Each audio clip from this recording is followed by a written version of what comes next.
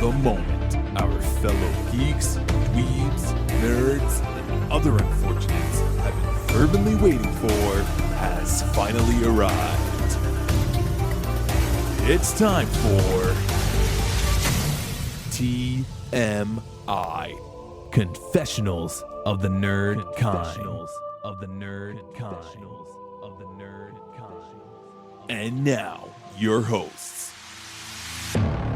Jeff Nerfherder Chandler, Jim Kaiju Baker, and Christina Yojimbo Henry. You can continue.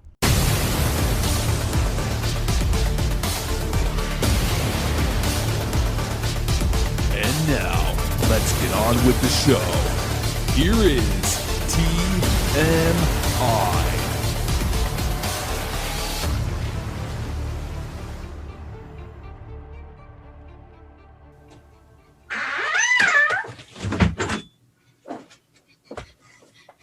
So I have the DVD of this, but I did watch it on Tubi. Yes, and I've got some comments for the viewing on Tubi. So I was a little disappointed with the viewing on Tubi, but I didn't have time to go back and watch it on the disc. So we're in. So this is a very, very special episode of TMI. This is, have we done this? Yeah, I guess we have, right? We've done episodes like this. This is still a unicorn. This is still a unicorn because we have delved from the new movie, old movie formula. Every once in a while, we have our 5-bucket episodes. Which is just one movie. Yeah, and we did the remake original series as well. Yeah, that was actually fun. We've done a couple of 1 or 2 director episodes. We did that Hitchcock episode. Oh, yeah, that's right. Yes. Yep. But this is different. This is a producer episode. Well, he's got director credits, but I don't think he directed either one of these. He didn't direct either one of these. This man, I'm going to tell you right now, we could make an entire podcast just on this man alone. 550 movies that he's either directed or executive produced. Unbelievable. Monster. Literally a monster in the industry. The king of independent films, I will say. Roger Corman. Roger we're Corman. talking about. Yes. And you watch his interviews, he's like your grandfather. He's just like this cordial guy, and he remembers everything.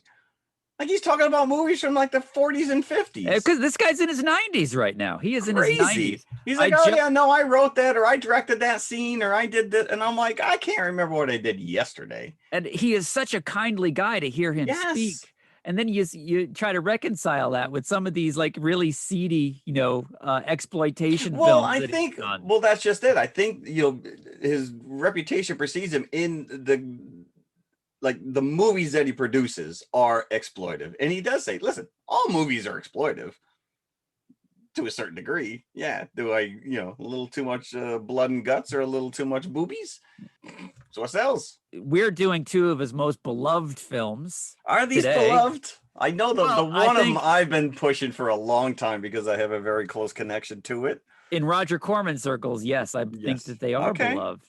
Well, you said the one was just on Joe Bob Briggs. Yes, Humanoids from the Deep. Yes, it was on the Joe Bob show. We were not piggybacking on that. Don't ever. Joe Bob did it, so these guys must be doing it. No, because both of these movies actually have a special meaning for Jeff in one way or the other. Which is crazy. Yeah, and I can't wait to hear your stories about Death Race. I've heard a little bit of it, just the tip of the iceberg, I think, of what this movie means to you. Well, it's interesting because I have not watched it in quite some time. My wife did buy me the DVD player, the disc, quite a few years ago, and it's been a while. But once we saw that it was on Tubi, then we're like, we got to do this. We got to do this movie. But have you ever seen it? Oh, yeah, I've seen it. Oh, okay. Maybe twice before this viewing. Okay. Well, all right. So you want me to get into it? So this movie came out in 1975. So I was at the tender age of what? 7? Mm. Yeah. 7. Came out in April, maybe I believe, even, of 75. So this would have been the summer of 75 because it was paired up with Jaws at my local drive-in. And my parents took me in their infinite wisdom. Now this, which is, it's funny because we just talked on the last episode about, my inappropriate movie night with my child, and this was very much an inappropriate movie for me to be seeing at that age. Definitely. And I know for a fact that Death Race had to have been the first. Jaws would have been the big draw. So you never would have put that first, right? That would have been your second feature. That would have been the movie you want everyone to stay for. Well, no. Well, generally, when you go to the drive-in now, they play the big feature first. Okay. All right. Because they figure not everybody stays for the second movie. Oh. So they play the big one first, and then whoever wants to stay, the stragglers, stay for the second movie. That's kind of how we format this program. Yes, exactly. Right. It's exactly how we so regardless, it doesn't matter whether I saw this first or I saw this second. Both of these movies left a lasting impression on me. Jaws, for obvious reasons, because my grandparents lived on Cuca Lake.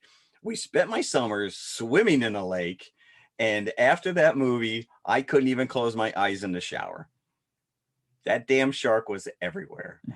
And as you know, freshwater lakes are murky as hell. You don't know you can't see. You can't even see your toes, let alone what's underneath there. And that was very traumatizing. But Death Race 2000, it was like it was completely etched in my brain. I mean, I did not see this movie for years and years. And yeah, I could, like, there's certain scenes I know I could explain it to you. And it's what's really bizarre. And I guess I don't know if this is just the way our brain works, but I can remember all the violence. I remember none of the nudity. The nudity at 7 years old, 6 years, 7 years old did not stick with me at all. It was not titillating. It wasn't like, ooh, nothing. It was like, and apparently there's a lot of it. You wouldn't know from watching it on Tubi, but apparently there was a lot of nudity. Tubi blurred it all. What's going on? Like, here? what do I need? Like a super subscription to get that unblurred? What's going on? But here's my question, which is, so we watch both of these movies on Tubi. Humanoids from the Deep, they're not blurred. You're seeing boobs.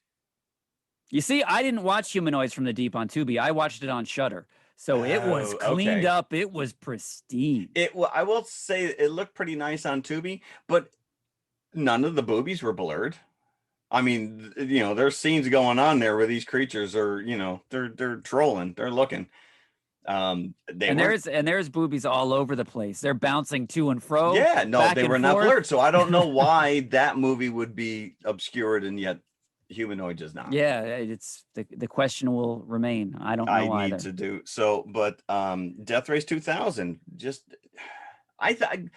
in my head, I always remembered that it was like overpopulation was why this race existed, to kind of call the population, like there was too many people on the planet, and so we started this race. That's not it at all. It's just an exploitative. We're just going to drive cross country and kill people, which is much more in keeping with what we watch on TV now. Right. So it really is a screaming commentary on some of the reality TV that people can't get enough of on. It's exactly right. And even though this movie was not the featured film on the Joe Bob Briggs show, it was Humanoids from the Deep. And then it was actually a double feature of Humanoids and Little Shop of Horrors. But they did in the interview segments with Roger Corman, because he was on there. Was it the original Black? I'm sorry, I don't mean to. Yeah, it was. He filmed that in 2 days. Do you know that? That's what he said. Yeah, that's they were crazy. talking about it. Yeah. But he was talking about Death Race being one of their, if not the most financially successful movie that New World Pictures put out, and how much it's been copied ever since then. Hunger Games is a direct lift. Oh, absolutely. Death Race 2000. This is like the WWE. This is NASCAR, just with deaths. Yeah, Running Man. Take a look at that one. Yeah. Well, not only that, but then they remade this. Was it Jason Statham 2000? Yeah, somewhere around there. They made 2 or 3 of them. Mm-hmm. Yeah. Yeah, there was a video game that kind of like emulated this, but you're right. It's just It's like Wacky Races. That's what I put down on the notes. This is like Wacky Races with boobs and gore. I want to know which one came first, to be honest with you. I bet you Wacky Races came first. I think it did. That was like in the 60s, wasn't it? Yeah. But this is over the top, this movie. And this is like wearing its B-ness on its sleeve, though. You're in for a B movie. Just the opening credits. It's like colored pencil drawings. They are so amateurish. These little hand-drawn, Yeah, it was bad. But the director, Par Bartel, Eating Raoul, Chopping Mall, Rock and Roll High School. He's a big name, this guy. Eating Raoul, he was not only the director, but he starred in it. And he is often in movies with the actress that played Calamity Jane. Oh, really? That is Mary Warrenoff. So Okay. she was his co-star in Eating Raoul, and they often play opposite each other because in cult circles, you can't think of one without the other. No, they're not married, but they're just paired cinematically. So do we want to go through these movies and then talk about Corman, or just kind of like intersperse these? Yeah, because we can really is amazing when you look at the legacy that this guy has crafted. It's insane. Like I said, 550 plus movies. The breeding ground for talent. Well, that's where I wanted to go with it, was all these guys who came up through his system, through his ranks, who probably would have never gotten work to begin with, but parlayed that into, I mean, you're talking big name guys, actors and directors. Well, Sylvester Stallone alone in this movie is here, but you're talking about James Cameron, Joe Dante, people like Francis Ford Coppola, Scorsese, like all of these guys came through the Roger Corman camp of directing. The School of Corman. School of Corman, yeah. So, but yes, 30 seconds in, you kind of know what you're getting involved in with this movie. Star Spangled Banner is being played, and you just have this cavalcade of these cartoon cars and these even more elaborate cartoon drivers for this talk about wacky races. Or is it wacky races or wacky racers? I never know that. I think racers. I think Cannonball Run probably owes a debt to this as well. Now that we're talking about Gumball Rally. Gumball Rally came out next year, 76. Mm-hmm. Sylvester Stallone, David Carradine, Mary Warrenoff, as I mentioned, as Calamity Jane. So you got 5 drivers that are partaking in this race. Frankenstein. Yep. Who is Carradine? Machine Gun Joe, who is Sylvester Stallone. Calamity Jane, Matilda the Hun, Nero the Hero. So they're all very cartoon. This all takes place in the future, and you get one established shot of the stadium with a very obvious matte painting of a super. Yeah, it almost to the point where you think it might have been stolen from Logan's Run or something, because it doesn't fit with anything else you see in the movie. But it is a futuristic, cityscape behind the stadium. Right. And there's no attempt to make any futuristic outfits on any of these people. If anything, they're more 70s than the 70s actually. Oh, yeah. No, this is entirely entrenched in. And what is 70s. up with this reporter? This guy was just bizarre. Junior Bruce. He was a little too happy to be there. I don't think this guy had any lips whatsoever. I was just looking like, do I detect any lips? There's just a hole in this guy's mouth. Yeah. A little too happy to be there, and I think he had a silk scarf, and he had just a lot of hair. Just a very bizarre guy to look at. I was very happy when he got it at the end. Wow. Yeah, I think I guess we can do the kill count at the end. It's funny. I do listen to a podcast, and they do a kill count at the end. A kill count? Yeah, a kill count and a dog count. Does Joe Bob. So does Joe Bob. Oh, really? He has. Then they must have. Maybe this podcast stole it from Joe Bob. They probably did. Didn't realize that. So we also have Mr. President here. So the president actually sets this race up again. A direct lift. Running Man. Hunger Games as well. Games did the same. Donald Sutherland in Hunger Games. Yeah, but so the setup is that there was a world crash in '79. And that we now exist as like this totalitarian regime under martial law. Right? That's as good as explanation as any. But they never give us the rules of this race. They just drop us into this world. And they're getting points the more people that they hit during the race. Yes, this is pretty much the Purge before the Purge was a thing. Exactly, yeah. The Purge was another one of the titles that this was like yearly? I assume so, because it sounded like there was past contestants or whatever. Obviously we have drivers that die along the way, but yes, the point system is as follows: women are 10 points, teenagers are 40, toddlers are 70, and elderly over the age of 70 is 100 points. I don't know what men are. How come I didn't have men written down? Do we get no points for men? I don't know. So yes. Cross country, you're going from New York to California? these New York scenes in the beginning, they look like the California desert. All the Yeah, New no, they York, don't the look- yeah, Manhattan New York scenes. doesn't. But maybe maybe in the future, New Maybe it's a York was, desert. Yeah, maybe that's their justification. Is that what's the landscape? Yeah, That's how it yeah. looks But everywhere. you're right. They never once try to futurify it. No, they do not. know, Except for the no. cars. The cars are fabulous. I Oh, love I these know. cars. They look so fragile though. They I do. mean, It's there are like, they're you can tell held it's together. just fiberglass shells. But if I was a kid that saw this, I'd be expecting Hot Wheels or something to make No, right. little cars. So you can run over your little sister's Yeah. Fisher Price people. And Frankenstein's car, I was reminded of the Nautilus with that one, with the Yes, yes. I think little fin on the top. Yeah. I guess it's always assumed that it's a Corvette because of the shape, but it's not. It's another type of car. I have it in my notes on the back end. But yeah, they have 12. So you have 12-hour pit stops. You go point A, point B, point C. You take your points. What do they win at the end? Accolades? I don't know. Yeah, I there's don't really nothing know. really established. But Frankenstein is this horrifically disfigured creature. He's clad in black leather, even though it's not leather. I guess the leather was a little too chafing or a little too expensive, probably with this production. So it was a little pleather like. And all you see is really his mouth and his eyes, and then one eye is severely disfigured. Yeah, it's like the Phantom of the Opera, right? Yeah, but he's black from head to covered toe. with the gloves, and he's got the cape going on. He's got the cowl, and I he's love just this character. I love this character. brilliantly enigmatic like creature, and he's very like cool and collective, and he's given a navigator. This is obviously, even in the future, we don't have Google Maps yet.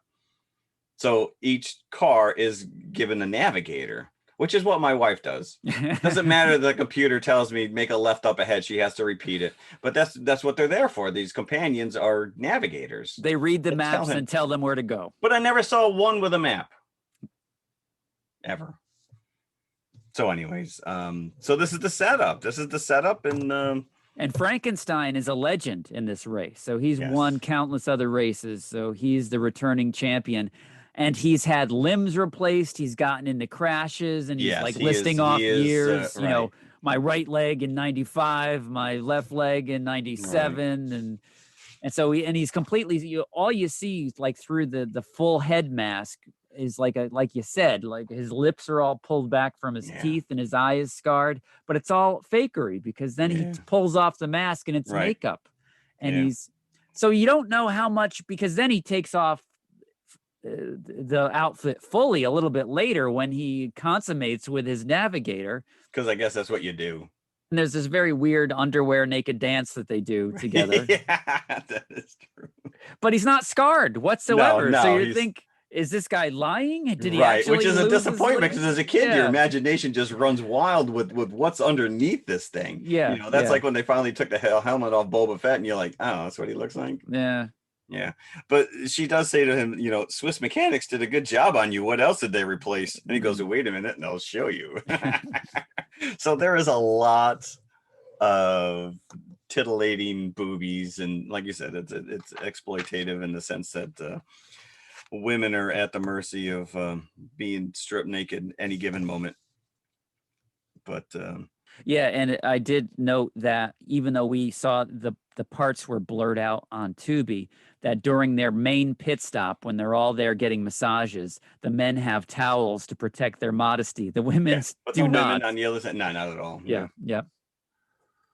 So, and I also love the scene where Machine Gun Joe Stallone, there's cat callers in the audience when the race starts, and he actually shoots them. But you never see them getting shot, which would have been brilliant if you see people in the audience getting actually riddled with bullets. But you do get to see them getting run down. You do see them get run down. Oh, these are tough scenes. They're not as bloody as I remember them. The one I truly remember is the family picnic. And the baby is a bomb. Yeah. And the guy's he's disguised as the woman. Like, I remember that, because there's another scene where literally like the tires are on the body, and he's spinning the tires, and the blood is just gushing.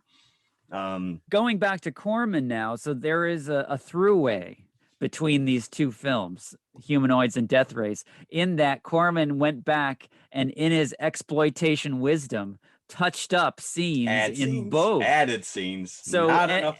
and the directors were both a little bit off put by this. Well, especially in Bartel- Humanoids, because it was a female director. Yes. So, and I think maybe that she was right in that case, but Bartel here, he was a little bit upset that Corman didn't think there was enough blood in Death Race, so he went in and added some scenes. And when Bartel saw them, he's like, "Wait, what are you doing?" Yeah. But it's to great effect, I think, in this film here, because you really get a sense of the stakes. And the one guy, the first kill that you see is the construction worker, and he gets it like right between the legs by the buzzsaw on the front of the Stallone's car, I believe it was. Yeah, Stallone had the first kill. Yeah, Joe. Yeah. But we find out pretty early that Annie, who is Frankenstein's navigator, is a plant. Yeah. Her grandmother is like some resistance fighter. Again, Hunger Games, right? Yeah, exactly. Yep. Yeah, but you're right. You know, the running commentary by by this guy, Junior Bruce. A beautiful kill. A nice kill. You know, like he's celebrating this. No, there's one point. All right, there's this. It's a homicidal car race, cross country, and here's a kid out walking the street, rolling a tire down. It's like, don't you know that this thing is going on? Do you want your kid to be killed? And I love today. Let them drive through. It's euthanasia day at the hospital, that they line up all the old people in the middle of the road, whether or not they are willing participants. This is another one I truly remember, the geriatric kill. Because he goes and he takes out all the nurses instead. But the geriatric has more points. Right. If he had just taken out the old people, he would have got more points. And they comment on that, but he's like, he always had a sense of humor, this Frankenstein. Yeah, it's funny. Listen, we had a deer once in my car, and you were picking meat particles out of the dashboard, out of the grill for like a week. Yeah, especially these, talking about how the cars look so fragile. They would be completely obliterated. Yeah, you would just be like, Yeah, there's a couple times when she's in the desert there, and this shell of the outside of the car is just bouncing around like it's gonna fall apart any second. Yeah. But as you said, Annie, Frankenstein's navigator, is a plant, and she's she's the granddaughter of the Mrs. old Payne, lady in charge, Operation Mrs. Payne. Anti-race, And we have the fake family with the baby bomb, and that's where the first casualty of the racers occurs. Nero the hero goes down. Yep. So it's nice to see that the people are fighting back to this. Yeah. Because it is literally, sticking to Christians fighting with the lions. And speaking of that, keep them entertained. Are you not entertained? So why would they blur out the nudity but none of the gore? Well, that's what I'm saying. I just had this discussion with my friend who her daughter is 15, and she's having this argument with her husband about what this kid can and cannot be exposed to. And he's adamant that she not be exposed to anything sexual. And I'm like, but we can watch Saving Private Ryan, where people are getting gunned down. The idea that we can be exposed to violence but not sexuality is insane. But it's a cultural thing. Like I said, the blood, the guts, that stuck with me as a 7-year-old. The boobs, meant nothing to me. I didn't know what to do with them then. I barely know what to do with them now. You're like Kong in 76, right? Oh, I'm not that Kong. Yeah, he should have been a pitchman for Viagra. Then we get an exploding head after Joe runs another guy down. There's some crazy stuff. Special effects and even the special effects guys, because this is the thing with Corman, when you like, this guy was able to do, like, he revels in the fact that he can do, here's your shoestring budget. What can you get from me out of this money? And I think that he really, really loves the idea of, necessitating the biggest bang for your dollar. He laughs. There's an interview with him and Ron Howard, and not Ron Howard. He brought him on set for Apollo 13, and Corman's looking around, and he's like, "It's a multi-billion-dollar set," and he's just laughing. He's like, "I don't envy you at all, because you're responsible for all this. The studio is throwing so much money at you, and you have to make it profitable." But these, the blood squibs, I can't imagine how many cars they went through. in something like this, because you're right. I mean, they are getting banged up. They're getting, they're driving around and hitting things. Yeah, or who knows, like if they're only filming the cars from one angle because they smashed the back of it and they don't have the money to repair it. You do pick up really quickly on the fact that they with the camera, they basically speed up the frame rate. They speed up the film, so it looks like the cars are going faster. So it looks like they're going a lot faster than they are. Yeah. Yep. I do like the fact. So the first guy that was killed, they go to the woman's apartment, and as a consolation prize for her husband being killed, she gets a trip to Acapulco. And I'm like, that was like such a big thing in the 70s. When's the last time you ever heard of anybody going to Acapulco? Is that even still a place? I'm sure it is.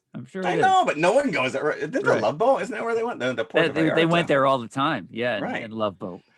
But that must have been like a 70s haven, Acapulco. Like I said, I don't think. And she won a 50-inch 3D octaphonal TV. I'm like, well, they were ahead of the curve on that one. Mm-hmm. That's actually kind of small, but yeah. So we don't have that many racers here, and they go down. No, and like you said, yeah, Nero goes out pretty quick with the baby bomb. Yep.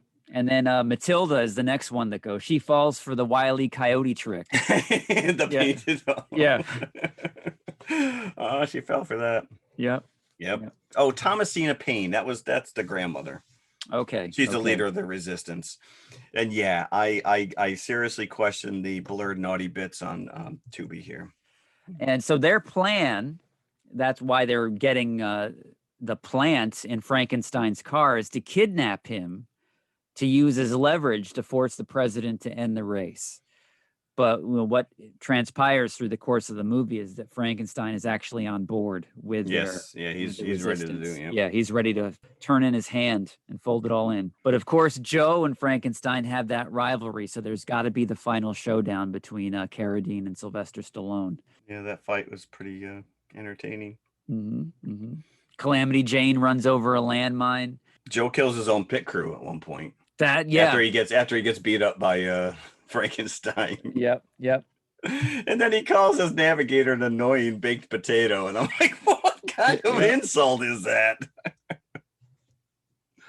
So Frankenstein reveals that his whole end game here is that he wanted to win the race, but only to kill the president. Because with a hand grenade, literal hand grenade. Because he never takes off his glove. So how are you driving with that thing? Right. How are you driving with a grenade implanted in your hand? Come on. So it's revealed. So yes, he made love to her with a hand grenade. With a hand grenade in his hand. Is that a hand grenade in your hand, or are you just happy to see me? But that's how Joe gets it. It's Joe that actually gets the hand grenade thrown into his car. Yeah, and so Annie ends up dressing up like Frankenstein to go and greet him. And now, so greet he's the like president. The president. I'm sorry. He's hiding in the car in his underwear, and he literally all he does is run over the bandstand. And that fall killed the president. He fell like 6 feet. I've fallen more than that off a ladder. Was enough to kill him. But this leads him to become the new president. I guess that's what you do, right? You kill the president, you get to be the president. Yeah. This did not hold up as well for me this go around as I had it built up in my mind. There's definitely some great kills. Oh, definitely. This was a huge hit though when it was released in 75. Budget of 500,000, if that. Box office between 5 and 8 million. I couldn't get nail down a figure, but it made a lot of money for New World. Listen, Pictures. If you're gonna run a double feature with Jaws, it's hard for me to find anything from back in the day, upstate, like newspaper clippings of like the drive-in, but I would love to find some kind of advertisement with the Jaws and Death Race. With it, so you could have it for your own. I would love to. Yeah, just to cement it in my brain. This is also probably why I love Speed Racer so much. So, but yeah, this was. Wait a minute. You just said Bartel had a birthday? Yeah. I have it in my notes. He died in 2000. He did? Well, it was his birthday. He died in 2000. Oh, wait. He died. Okay. Yeah, he died on May 13th, 2000 at the age of Because 61. I have a Simpsons calendar, and on every day it tells you what celebrity's birthday it is. It doesn't matter if they're alive or Wait, dead. they literally had Bartels on the Simpson They calendar? had Bartel, and it's 2 people they always have on each day, and it was 3 days ago. Bartel was on there. I wonder how many people actually had to look that up. Like, I don't know who that is. Yeah, I don't know who half the people are on this calendar either. Wow. Interesting. But sorry, I was assuming he was alive because he was That on is the funny. calendar. Right, why but would you- I guess, right. yeah. Put a little asterisk next to it, posthumous. So there So was a wherever, video. wherever you are, sir, wherever you are. Happy Yes, birthday. correct. Yes. Well, hopefully we're spreading the word. This is a gem right here. But there's some weird things. Like there's this like this whole cult chapter devoted to, you know, the fandom of Frankenstein, and the girl literally comes to him to like she wants him to run her over as a sacrifice because I am your #1 fan. Yes, there's some commentary in here on it. But... And that was Bartel's sister, by the way. Oh, really? Playing that role. Oh, Yes. jeez. Corman wanted to capitalize on Rollerball. Rollerball wasn't even out yet at the time, but he was capitalizing on its advanced publicity. So that's how aware he was of what was going on in popular culture and what people were asking Gravitating, for. right. That So, was of course, 76, right? yeah. James Caan? So he put this into production quickly and got it out there, and he was right. It was a hit. On average, his movies 10 days from beginning to end of filming, 2 5-day work weeks.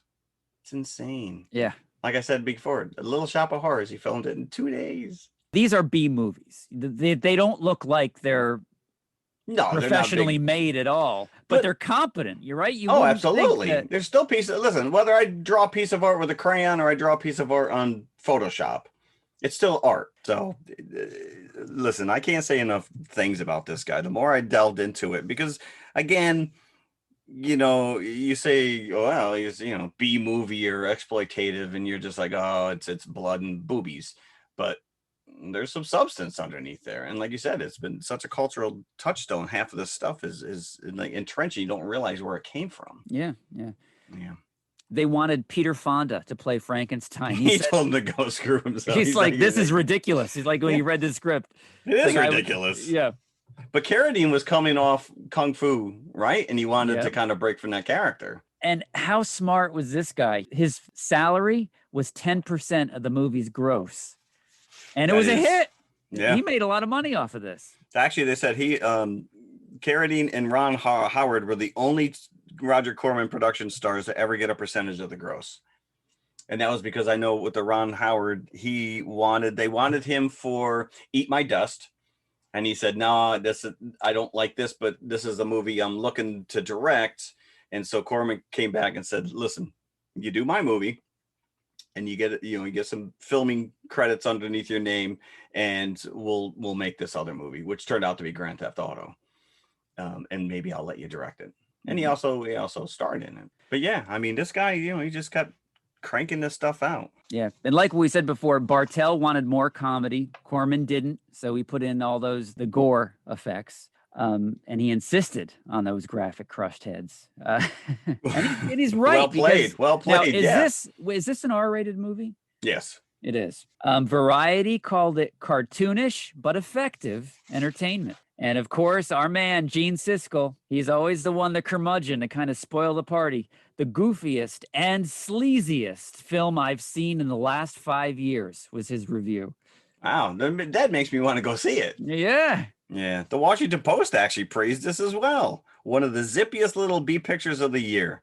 It is designed primarily as a spectacle of kinetic titillation, and on that level, it's a foregone smash hit. So take that, Gene Siskel. Mm-hmm. Yeah, I don't know what movie you were watching. So now this is going to be interesting to me because you say that it didn't hold up as well for you. Yeah. So how many buckets would you give? I'm giving it a 3. A 3? I'm giving it a 3. Okay. It does not. It lives pretty large in my mind, and for that, it's probably a 4.5. But yeah, actually watching it again, it definitely does not. Yeah, you see, that's where I'm going as well. I was going to give it a 3, and I was convinced that you would give it higher, but we're on the same level here. Do you know there was a video game though an arcade game came out called Death Race that basically took this premise That you So had you to could, run people so you over? could, so yeah, so you control the vehicle in a playfield, and with a little stick men running around. If hit, the men would scream and turn into a cross, and you gain points. I don't remember that And at the game all. spurred the first mass outcry of video game violence, and we were off and running. How did that Is anybody happen? really crying about video game violence anymore? When you got Fortnite and you got, you basically, these kids are running around shooting, killing each other left and right. Is that a true story? It is a true story. The company was called Exidy. What was it, in like one arcade? I never saw that. It wasn't a direct tie-in to the movie. I'm pretty sure that it was probably. I have to dig it up. You know what? Maybe we can find pictures of this. Check it out. It's on Tubi. Yeah. Sorry for the blurred boobies. Oh, and we never mentioned this is only came a Movie. year before Rocky. So Stallone was just on the cusp of huge superstardom when he made this. Yeah. I think he was cast in this because of Lords of Flatbush. Was he? Okay. I think so. I think that was the case. He didn't really have too much to his credit, right? What was the soccer movie? Victory. That came after Rocky, Victory. though. That was Oh, did it? 78. That was 78. Oh, yeah. sorry. But let's go to the concession stand. There's an awful sticky floor in this movie theater that No. we're in this week. Let's Cotton candy. watch severed where you're heads. stepping. Let's go to the concession stand, and we'll be right back with Humanoids from the Deep. This drive-in theater is radioactive. Now you can hear tonight's show on your AM car radio. Turn your ignition key to the accessory position. This will not drain your car battery. Now turn on your radio and zero in on the following AM station. As soon as we can, let's flick our Bics. I don't know about you, but I'm hungry. Now that you mention it, some burgers and fries would go great with a flick. And we should also not forget some popcorn, soft drinks, and ice cream. Then, can we flick our Bics? Sure. I bet you could also get me some chicken salad sandwiches with mayo and a pickle. How about some pizza? Oh, with cheese and anchovies. Ooh, pepperoni.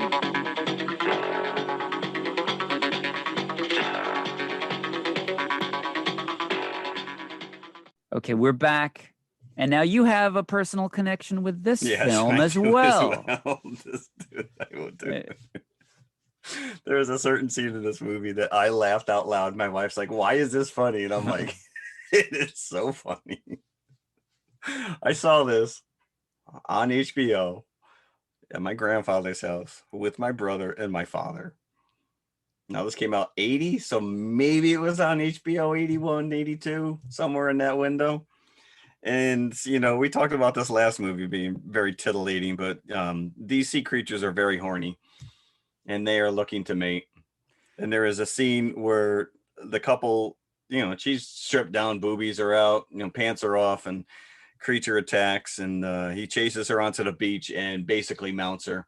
And my brother, in his infinite child wisdom, what's he doing to her? And I lost but my dad always referred to it as hemorrhoids from the deep. But when this movie opened, I watched on Tubi, the title is called Monster. Yes, I was going to ask With if you got that as well. little tiny letters that say Humanoids from the Deep. Like, you can't Because even read it. I watched it on Shudder, and sometimes Shudder will play like a European cut if it's like a better picture. So, and the picture was pristine on Shudder. But yeah, the title comes up, Monster. Yeah. Then in little tiny letters, Little Humanoids from the tiny Deep. letters. So I looked into it, and it was released in the UK and Japan as Monster. So this must have been the UK cut of the movie. Oh, interesting. Well, that's also what's on. There's like 7 different titles for this. So this movie. is the European cut, meaning that it's has more stuff in it than Interesting. the US cut. Okay. I will say right up front, like you said, the picture quality is good. And the underwater, camera work with the seaweeds or whatever. And the colors are beautiful. Yes, they are. More They so are. than the above shots. It's like, but the score immediately sets you and you're like, wow, this is a great score. This is a lush score. Freaking James Horner.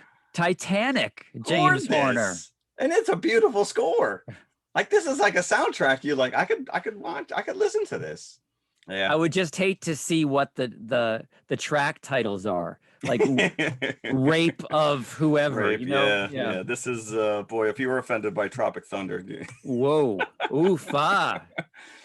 But again, we said before, this is directed by a woman, Barbara Peters.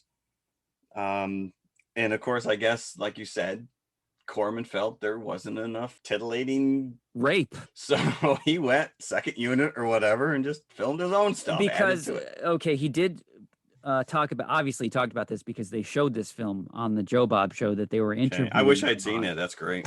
So, and he talks about this situation where the director has disowned the movie after the scenes were added by Corman. And Corman says that he gave her the dictum before filming started. Take your name off it.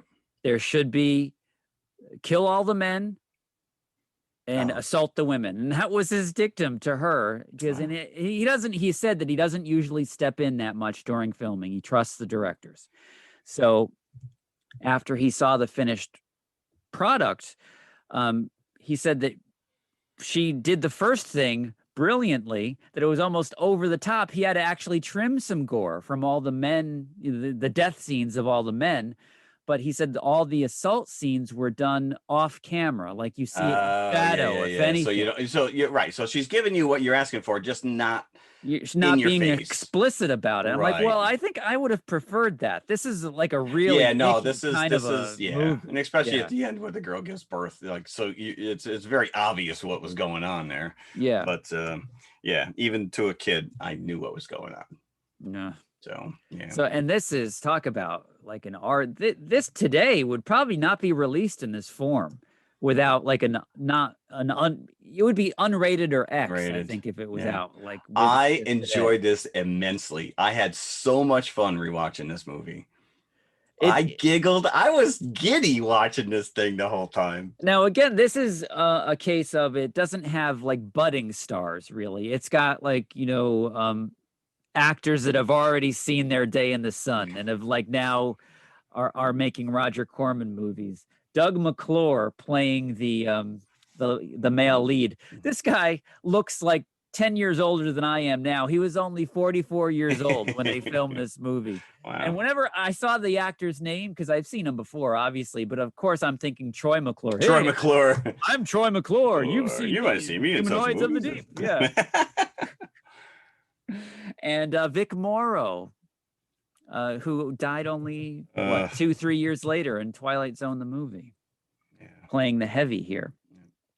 And there's this ridiculous subplot of a cannery. Well, actually, the cannery is what's created the humanoids. Thing. But there's also Native Americans that are against the cannery, and there's these racist guys led by Vic Morrow who think that the Native Americans are killing everybody. Yeah, this whole Indian shaming thing is kind of embarrassing, but it's just. And Vic Morrow is playing the same character basically that he did in Twilight Zone, the movie. The racist. He's a racist jerk. Stereotype, I guess. But do you remember the prophecy with the mutated bear? With the bear, yeah. It was just a mercury. It was like a paper plant or something that was leaking mercury into the. And I think there was an Indian lore tied into that as well. So help me out with this. Lands. So in this case, it's the cannery, and they have employed scientists to feed the salmon this chemical. Genetically mutate these salmon. Now, here I am watching this movie, and everybody is saying salmon. I'm like, I know. That's what. Have I been pronouncing it wrong? My mother-in-law refers to it. They actually. So the name of the town is Noyo, and they actually have a salmon festival, and 3/4 of the town is calling it salmon. And I'm like, you lost the right to have a festival if you can't even name the fish right. My mother-in-law calls it salmon. Really? Okay, because so I'm watching, legitimately, thinking, not like as a joke. I'm like, do I have it wrong? Do I pronounce it all wrong? This time, have I been an idiot? Yeah, it's a little convoluted because initially I'm like, why would a cannery move into an area where there's no fish? Because the whole point at the beginning, the fishermen can't find fish to survive. But then you find out that it's the cannery. So, but they're talking about opening it and it's going to destroy, but it's already there, apparently. And that they were mutating these salmon. Somehow they escaped. These things don't look like salmon at all. How do you become like quadrupeds? I mean, so, but no, here's the thing is that they weren't salmon, these things that were the humanoids.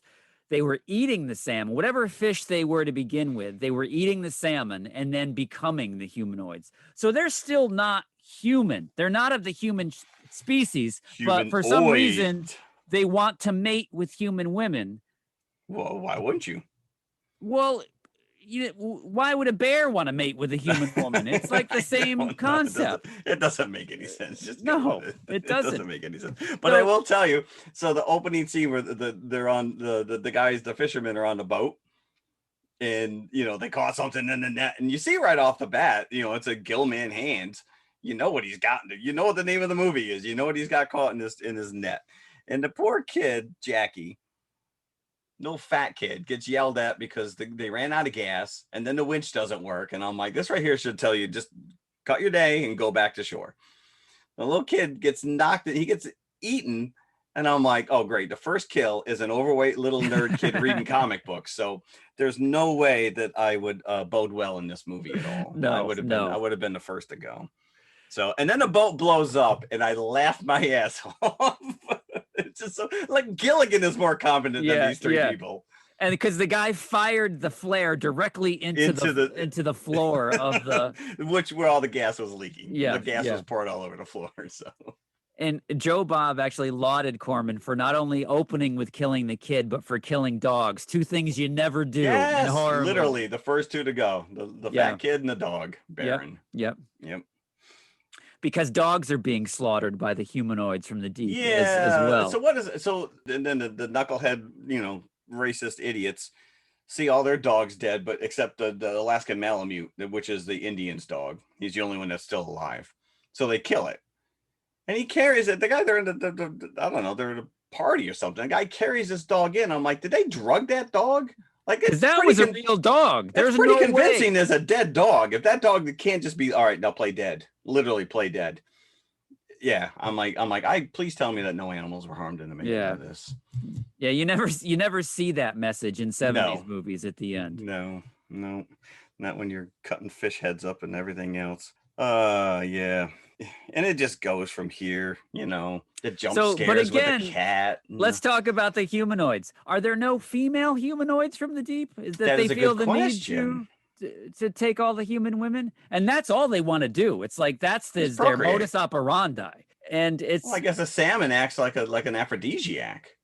And of course, it's not just reproduction. They need to disrobe the women before they half of the women do the job before, like that one the one girl that's in her house. She's like she's walking around in a lingerie and her boyfriend starts getting a little frisky. Stop, Linda's coming over and you're dressed like that. What's gonna happen here? What's going on? And the other girl that you mentioned in the tent scene where she gets undressed for the ventriloquist.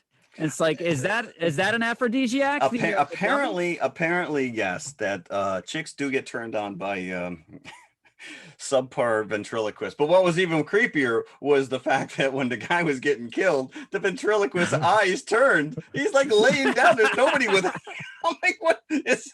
The dummy's eyes turned, right? How is this dummy's eyes moving? Yeah, and that's the poor scene where the woman gets because she runs right into him. She's running up the beach and he's just off camera. And she literally runs right into him. Like, you didn't see him standing there. Was this before or after poor Jerry? Because I think that was the first kill, right? No, this was leading into it. Jerry didn't get killed until that's Jerry, that was the graphic one. That's a kill. I vividly remember like half of his head being gone. And I paused it to read. It's pretty impressive special effects. I mean, it's makeup. And, the creatures we talk about, Rob Bottin, who we've talked about on other shows, and his crew made these humanoids. And there are scenes on the beach where, their arms are incredibly extra long and, they're kind of goofy looking, but listen, their faces are, these things are horrific to look at. Yeah. Well, in particular, Rob Bottin goes on to do Howling. He does The Thing. So again, we're giving him his due here. This is not a Rambaldi situation. we are well aware of what he went on to do. His work on these humanoids, they are competent suits. It's not like it's like I think they only had thing. 3. You pointed out in Death Race 2000, are they shooting these cars at certain camera angles because there's only 3/4 of a car there or something? Yeah. And that's exactly what was going on with some of these suits, especially when you get into the festival at the end. And you got these really nice aerial shots of people just running amok and the creatures are loose. But I think there was only like one hero suit. So the other ones had to be shot from certain angles because they weren't complete or as detailed as the main. But there was only like 3 suits. Yeah, and they did talk about that on the Joe Bob show where there was only a few suits. But going back to that Jerry kill, it looks so realistic that it's hard to watch. It is. It's shocking because he's, you know, first of all, when they're making out on the beach, there's a girl on the beach with him and she's drawing in her sketchbook. Like, if you look at her, she's just eyeing them up, watching them make out. And I'm like, you're creepy. No wonder why. I would have left the beach as well. But they go all the way to the other side where no one can catch him. But he jumps out of the water. He does a jump scare. And then they go right into kissing. And he's like dry. He's like not wet at all. And I'm like, you just came out of the water. But then, the second go around, he gets dragged under. And then he's just kind of standing there with his back to her. And she pulls him around and just half his face is missing. And that's very effective. Yeah. And again, pair it up with the score, and you are, you know, she's running for her life at this point. Poor Jerry. And we also get introduced to Dr. Susan Drake, who is the one that's like behind all the genetic engineering. So you never get a sense of if she's where morally this character is. Like, is she in it just to continue studying the humanoids, or does she really want to stop them? Because she's like, at the end, she's off secretly with the girl who's giving birth to the humanoid. So it looks like she's helping along the pregnancy. Suddenly a doctor. Yeah. But at one point she yells at these people. She's like, I've been trying to tell you about this all along. I'm like, no, you haven't. You haven't said a word. Yeah. Like, what do you mean you've been like, warning us? Especially at that. If anything, she was hiding. A bit at that party where like the old people jug band are playing. Oh, you like that? Those guys must have like, they cornered the market on whatever open gigs were going on, because they were everywhere. Because I have a note here. What a wet blanket this doctor is, because she's like made no facial expression at all. No, she barely talks, and she's Joe Williams in a White Water Boys, by the way. That's the name of the band. Okay. And the mayor is obviously tone deaf, because when they're playing and he's clapping along, but he's just so out of sync. He's just like, so Doug McClure's character is Jim Hill, and his brother is Tommy, even though they look like they could be father and son. Yeah, they looked, I don't know what was going on. And he insists on calling him bro to make himself seem younger, I guess. Yeah. But Tommy is attacked by one of the humanoids when they were visiting Johnny Eagle, who is the Native American character here. Yeah, Johnny, you killed my dog. I'm going to take you to court and sue you for all my land back. And wait, that's not how that works. So Johnny sees one of the humanoids, and so Tommy's not killed, but he's maimed by one of the humanoids. So they go off looking on the beach, and they find them, and they also find the first victim, like covered in seaweed, and of course, completely naked as well. So you never see her again until the very end of the movie, and she gives you the last the money shot. Yeah. So they shoot several of the humanoids during that scene on the beach, just to give you an idea of how many there are. And I love it. These are all 22s, but they sound like shotguns. Yeah. That's where you see these creatures the most, though, on the beach. And it's a nice little scene. It's fun. And Johnny gets attacked by one of them, but is completely without a scratch, even though nobody else seems to get away without being mauled when they are touched by the humanoids. So then we get the science behind this. So if you want to call it that. Yeah. What is this? DNA 5? Some kind of DNA 5, accelerate the growth rate. 3,000 salmon escape. And these other fish eat them and become the humanoids. And they're driven to reproduce with human women. Yeah. Got it. And so then fast forward, the big climax of the movie, which is the carnival scene. Yes. So the big salmon festival. They don't shirk away from this. This is like an out and out massacre at this salmon festival. Yeah. This is balls to the wall. This is crazy. And we had that. What was his name from Death Race 2? The reporter in Death Race 2000. Yeah. We have the equivalent here of Madman Mike, Junior Bruce, Bruce, and we get Madman Mike. Yeah. So Madman Mike, he is the most committed DJ I have ever seen. He sees slaughter right in front of him, and he refuses to leave. He's going to report on this until he has killed himself. And he's at the front of the He's got to let those people. Well, it was nice because the girl back in the cabin, at least she knew what was going on. Yeah. She had the radio tuned in. And of course, and it's such an obvious body double because the wife of Jim Hill is back in the cabin by herself. She takes a shower and suddenly her She's breasts have grown voluptuous. at least 3 sizes. I didn't pick up on that, but she didn't want to, she Didn't had wanna some, she was modest. I was pretty convinced that baby was going to, listen, if you're going to kill a little fat kid, all bets are off, man. I expected that baby to bite it. And Joe Bob actually commented because the way that the Joe Bob show works on Shudder is they watch the movie and they cut into it every 20 minutes. And he will tell you backstories of what's going on. In this case, he had Corman. So they were doing the Corman interview and he commented that actress didn't want to do the nude scene. So they had an obvious body double, but yet in the next movie she did a nude scene. So so we have the massacre at the carnival. So it's a smorgasbord. So the humanoids just show up and they start killing everybody, raping women on the, at the carnival. Yeah, that little old lady, she hasn't seen that much action in some years. And the poor, what was it, Miss Salmon that's sitting there with the bikini clad Madman Mike. Her top magically just falls off. Like, I don't even think, I don't know what's going on there. But yeah, it's chaos. There's men being mauled all over the place. The dock and there's one point when the kid was almost falling into the dock, and it's a little girl. And I know, isn't she a little young, you creep? Come on. But Vic Morrow, he tosses aside his villain cape and he goes to save the girl, and he sacrifices himself. The humanoid kills him instead.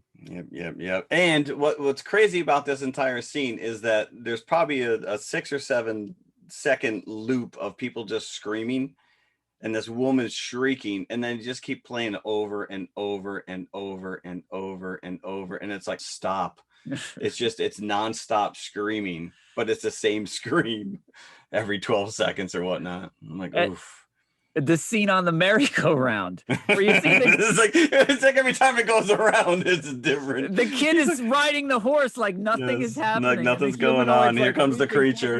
Yeah. Yep. Next time it goes around, there's dead. No, now he's down. Quick, expose your boobs. We'll get rid of them all.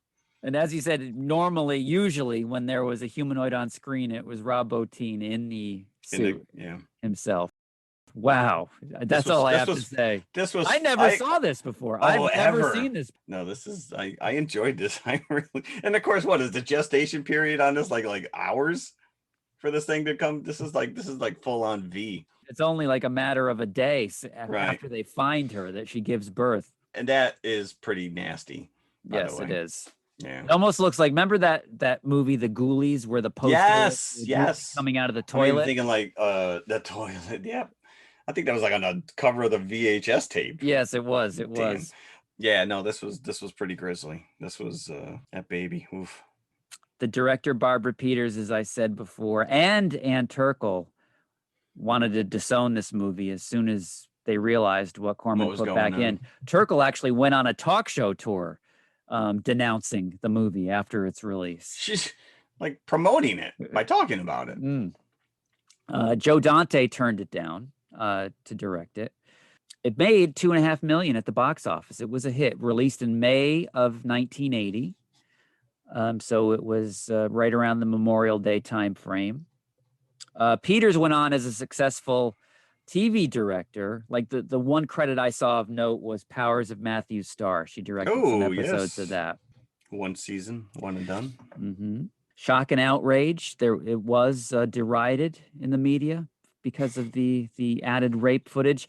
And a lot of the cast, especially Doug McClure and Vic Morrow, were upset when it came out as Humanoids from the Deep. They were sold on it with the title of Beneath the Darkness. So at least they thought it would sound a little bit more... No, the studio thought that was too pretentious.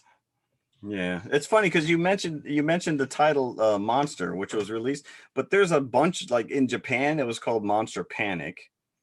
The Horror from Below was in Germany. In Spain, it was known as Spawn of the Abyss Sea. Slovakian, Sea Possessions. Greek is the Monster Man, and ready or not, in Taiwanese, Rabbit Fish Monster. I want to go see that. Rabbit Fish Monster. So critics were not as kind to this as they were Death Race. Really? A nasty piece of work all around, said Time Out at the time of its release. And I think we saw, like I said before, I think we saw the uncut European version. So we Okay, probably that's saw interesting. something extra than what was in American cinemas at the time. I don't remember anything new, but then again, it's been years since I've seen this. Yeah. It was, I thought initially, because of the way it looked, that maybe this town was set in Oregon, but it was filmed in California. Yeah. In Mendocino County. And a lot of people, because it just popped up on one of my Facebook groups, and maybe it was the Joe Bob Briggs, and maybe that's why it showed up, because he just showed it. But there was a lot of people who said, oh yeah, I lived like one town over where this was filmed, and people love this movie. They come here for it. So there was a remake in 1996. Was there? See, I was unaware of that. And yeah, but unaware of Death Race. Again, the sex and violence was greatly subdued. Yes, it was remade for television, so why even bother? I don't know. Really? That is bizarre that they would. We're gonna remake this, but we're gonna get rid of all the stuff that makes it crazy. So I maybe this just shows my wacky sense of whatnot, but I thought I enjoyed this immensely. I really did. I dug it a lot more than Death Race. Really? Yeah. But like I said, that scene comes up and I'm giggling my ass off. My wife's like, "Why do you find this funny?" Like, that girl's getting raped, and I had to tell the story about my brother, oblivious to what was going on. It just sticks in me. It's a little much. I will say that. It is a little much. But this is in the vein of these type of movies. If you're gonna invest in a B movie, this is what you're gonna get. Yeah, it's true. I'm giving it same level as I gave Death Race. As a lover of B movies like this, and B horror movies especially, I have an appreciation for this type of thing. So I would give it 3 buckets. Solid 3. I went a solid. This is entertaining. 4. 4. Wow. 4. Does that make me a bad person? That I like this? No. Humanoids from the deep. Humanoids from the deep. Yes, indeed. So let's talk a little bit about Roger Corman, because yes, this guy's done it all. And the plethora of names between directors and actors who have come and gone underneath this guy is just, you can't belittle it. I mean, it's insane. Like I said, we met Scorsese and Coppola, Peter Bogdanovich. You mentioned Dante Cameron, who I think was famously fired from Piranha 2, was he not? But he got to start working on Battle Beneath the Planets. Battle Beyond the Stars. Battle Beyond the Stars. And basically came on as a special effects, and within like 2 or 3 weeks was running the entire department. As Cameron is wont to do. Yeah, but I think that, to his credit, he had the chops to back it up. And, Corman sees these guys, and, again, we talk about the fact that, he gives these people opportunities who maybe didn't have a chance, but, it's a stepping stone. And I guess there's this famous, he used to be able to do it in 30 minutes, like the speech on like, here's how you're going to film this movie. And it was like 101 filming, B movie filming, here's your budget, whatever. And now he's got it down to like 10 minutes. And there was different directors who just say, yeah, this guy, you sit you down. All right, I'm going to let you direct this movie. Here's how you're going to make it successful. Boom. A, B, C, and D. Follow those rules. Everything else is gravy. Okay. All right. But as far as, Jonathan Demme. But yeah, Ron Howard, Stallone, Nicholson, Bruce Dern, Peter Fonda, William Shatner. I mean, all these guys came up underneath him. It's like film school. Yeah. He even had his own comic book imprint back in the 90s. Really? He did? Yeah. Cosmic Comics. Roger Corman's Cosmic Comics. Now, how many movies what's that number? I have again? 550 plus. So okay. that would include all of his, whether he's writer, producer, director, distributor. He also created New World Pictures. Yes. Sold it and then turned around and started the whole new production company. Yeah, revolutionary, this guy. I'm sure his movies are going to come up again on TMI in the future. 2009 Honorary Academy Award the man also earned. So there you go. That's our toe dipping into the world of Roger Corman. And the guy, again, I hate to just repeat what was on the Joe Bob Briggs show, but the guy is working on like 3 projects now simultaneously. So new I don't movies. think he probably knows what to do with himself. No. He's probably always juggling. All right, Roger, we're going to throw a bunch of money in. No, I don't want a bunch of money. Just give me very little money and I will make the most out of it. Maybe he should have been teaching finances 101 in my high school back in the day. Yeah. And I wouldn't be throwing all my money away on comic books. And he did all those Vincent Price, Edgar Allan Poe movies. Yes, I did too. see that he, Fall of the House of Usher Yeah. and a lot of those. Yeah. Those were like his dream projects to take them and crazy. A legend. Yeah, legend. Quintessential independent filmmaker for sure. So there you go. That was fun. Yes, Yeah. and Death thank you Race for 2000. Yeah, it didn't quite hold up for me this go around, but Humanoids from the Deep did step up. And again, they're both on Tubi. You have to sit through one pixelated boobies, but beyond that. Unless Tubi is slowly making their way through their library and pixelating They should have everything. started with Humanoids from the Deep. Yeah, they should have. They should have. I don't need to see any sea creature penises. So what are we doing next week? I know we have one feature. We haven't worked out the second feature yet, but we have a little bit of time. So Shang-Chi, unless COVID has other plans for this film. I hope not. I would like to think that if they were going to somehow pull this or back off, that it would have already happened. Because the trailers are, there's a lot of promotion going on around this right now. They're committed. Yeah. The train has left the tracks, left the station. It's not left the tracks. And that will not be premium access, correct? I don't believe so. I don't think so. I think that is theatrical only. So we shall see.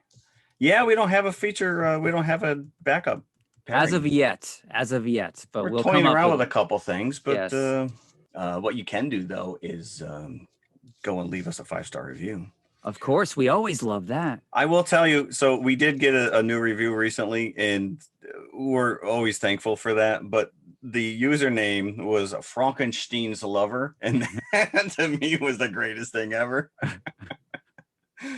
So I did have to share that on Instagram. Not for the accolades of a review, but just for this guy's username. Genius. Thank you for giving us a 5-star review, by the way. Yes, thank you. We do appreciate that. It does help us too, I mean, the more reviews we get, the higher we climb in our rankings, and potentially more listeners, and more listeners. Maybe eventually we'll start making money at this. Maybe. I don't know. That's the dream. Okay, well, there you All go. right. Roger Corman. Thanks for listening, Crazy. everybody. Yep. See you next week. Bye.